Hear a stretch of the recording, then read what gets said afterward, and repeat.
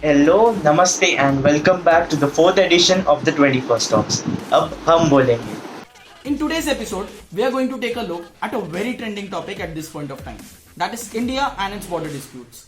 In this two-part series, we shall take a look at India's border disputes with its neighboring countries and try to understand what these issues are all about. तो बिना किसी देरी के intro चलाएं।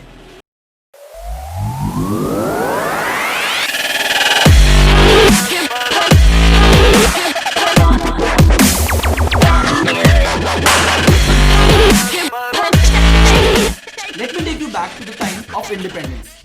The British Parliament had just passed the Indian Independence Act. On 18th of July 1947, it also received the royal decree. India and Pakistan were both set to be independent on 15th of August 1947. But the British played a very clever tactic, friends. They not only just divided the Indian colony into two major parts on basis of religion, but they also revoked the Treaty of Paramountcy. Now the 562 princely states of India's fate were hanging in a rat race between India and Pakistan on who would accede to which state first. पैरामाउंट्री से एक ऐसा कानून था जिसके अंतर्गत भारत के जो princely states थे यानी कि जो राज्य राजवाड़े थे वो अंग्रेजों सरकार को ही अपना छत्रपति मानकर केवल उस राज्य के केयर टेकर के रूप में उस राज्य की देखभाल करते थे.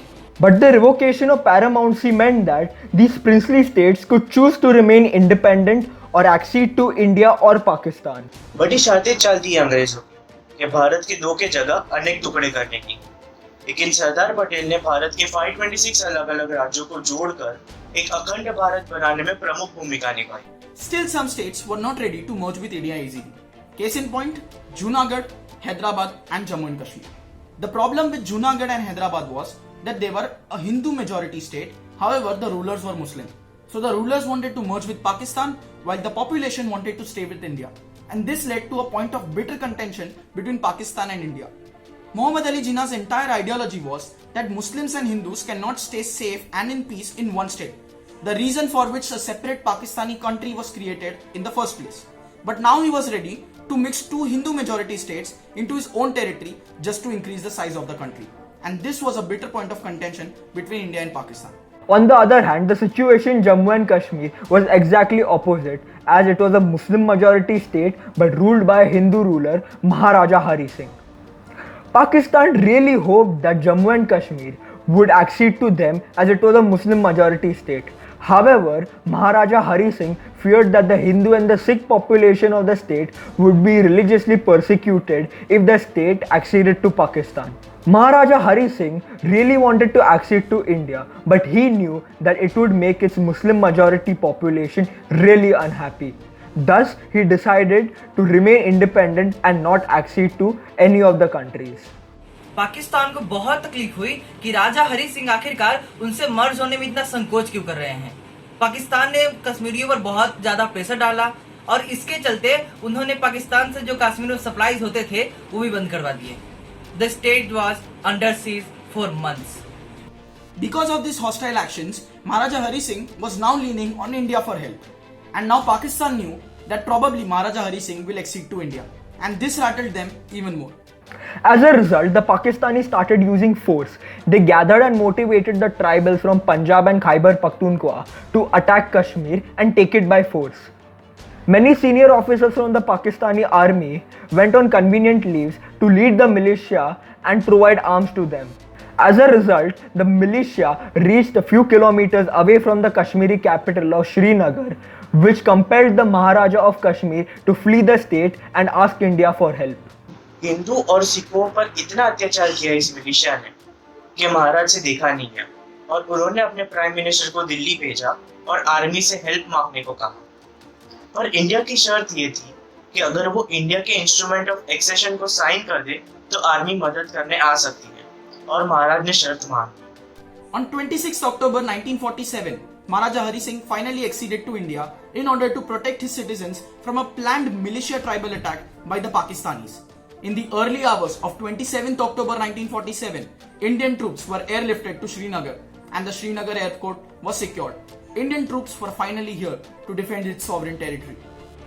आज हम जिसे आजाद कश्मीर या गिलगित बाल्टिस्तान के रूप में जानते हैं वो पाकिस्तान के पास था और इंडियन आर्मी धीरे धीरे करते हुए पाकिस्तान आर्मी को पीछे धकेलती हुई जा रही थी. जिन्ना इतनी बुरी तरह से कश्मीर को चाहते थे कि उन्होंने नेहरू जी को जूनागढ़ वापस लौटाने का प्रस्ताव भी रख दिया, किंतु नेहरू जी चाहते थे कि इस बात का निश्चय कश्मीरी लोग स्वयं करें कि उन्हें कहाँ शामिल होना है।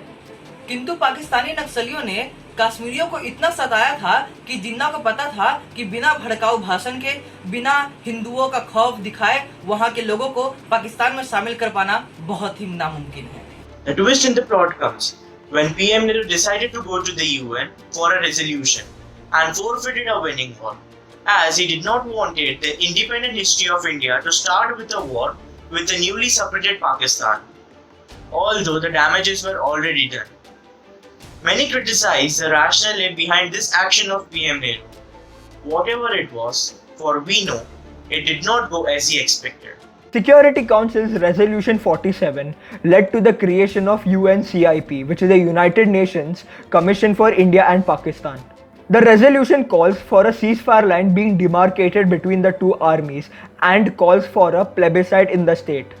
This plebiscite would give the privilege of the people of Jammu and Kashmir to remain independent or to join either of the two countries. India believes Pakistan is the aggressor who invaded their territory of Jammu and Kashmir, whereas Pakistan claims that Jammu and Kashmir is a part of their territory as it is a Muslim majority state. After the humiliating defeat of Pakistan in the 1971 war, East Pakistan was liberated and Bangladesh was created. India had a huge bargaining power, as 98,000 prisoners of war were in Indian custody and a significant amount of Jammu and Kashmir territory was now regained. But then comes the Shimla talks. And in the Shimla talks, a mutual agreement was reached between India and Pakistan. Both of them agreed that a complete ceasefire will be called on the line of ceasefire. And the ceasefire line will now be converted into the line of control as we know it today. They also agreed a very significant point that the Kashmir issue will only be resolved bilaterally between Pakistan and India, and no third party country or a multilateral organization will have any right to interfere in the peacemaking talks. And this was a very significant development. The Pakistani Prime Minister allegedly also promised Indira Gandhi that he would personally see to it that peace is restored in the Kashmir Valley. However, those talks were not included in the official Shimla agreement as there were fears by the Pakistani Prime Minister that the government of Pakistan, the people of Pakistan, or maybe the military of Pakistan may not agree with him and maybe a toppling power may take place. किंतु यह भारत पाकिस्तान के बीच अंतिम युद्ध नहीं था। कारगिल युद्ध 1999 वाला बचा हुआ था, जिसमें फिर से पाकिस्तानियों ने एक बार भारत में घुसने की नाकाम कोशिश की और भारतीय सेना ने बुरी तरह उसने परास्त किया, जहां उन्होंने जान लिया कि भारतीय सेना से जीत पाना उनके लिए मुमकिन नहीं है, और तब उसे उन्होंने आतंकवाद और अलगाववाद की नीति अपना ली। आपने हर दूसरे दिन न्यूज में देखा होगा कि कश्मीर में टेररिस्ट मारे गए या हमारे सैनिक टेरर अटैक में शहीद हो गए। यह और कोई नहीं लेकिन LOC पार करके आने वाले टेररिस्ट या लोकल यूथ को रेडिकलाइज कर आर्म्स ट्रेनिंग देके दहशत फैलाने के इंसिडेंट्स हैं। The abrogation of Article 370 and 35A is a very significant move, integrating Jammu and Kashmir and Ladakh into the Indian country like never before. Whether or not peace will prevail in the valley, only time can tell. India firmly believes that Azad Kashmir, Aksai Chin and Gilgit-Baltistan are a part of their sovereign territory and also hopes to regain control of the rightful lands. But those days seem to be decades away as it can be only achieved diplomatically or at a cost of a new and a major war. Bharat कभी भी से एक आक्रामक देश नहीं रहा है और खुद की रक्षा करने वाला एक सशक्त देश बन गया है, किंतु क्या भविष्य में खुद को एक विश्व शक्ति रूप में मानने वाला भारत देश अपने खोए हुए हिस्सों पर फिर से तिरंगा लहरा पाएगा? यह सवाल का जवाब तो केवल समय ही दे सकता है।